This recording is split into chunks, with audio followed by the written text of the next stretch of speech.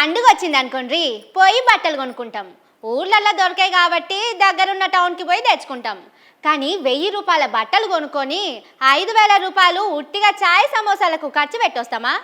అసలు పని పక్కకు పెట్టి కొసరు పనికి ఎక్కువ పైసలు ఆగం చేస్తామా?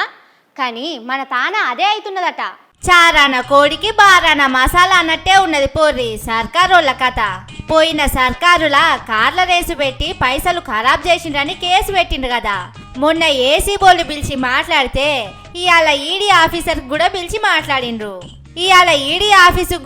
మాట్లాడిండ్రు. కానీ కేసు అంటే ఉట్టిగానే అవుతుందా?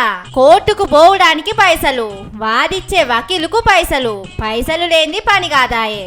కోర్టుల చిన్న లాయర్ల కాంచెల్లి పెద్ద లాయర్ల దాకా ఫీజు కట్టాలన్నాయే. కాయిదాల ఖర్చు, ఎంక్వైరీ చేస్తున్న ఆఫీసర్ల ఖర్చు, కేటీఆర్ సార్కు నోటీసులు ఇచ్చుడు, పిలిచి మాట్లాడుడు, పోలీసోర్ల కార్లు, జీపుల డీజిలు, పెట్రోలు చిన్నగుంటదా ఖర్చు. కానీ రేవంతన్ సారుకి ఖర్చులన్నీ పట్టించుకుంటాడా చెప్పుండ్రి? ఆయన మాట అంటే జీవో, చెప్పిందంటే చేసి చూపెడతాడు. సారు తాహతుకు ఏం తక్కువ కాకుండా దేశంలోనే పెద్ద వకీళ్లను పిలుచుకొచ్చిండు. ఆయన ఒక్కసారి వచ్చిపోతే 50 లక్షల దాకా తీసుకుంటాడట.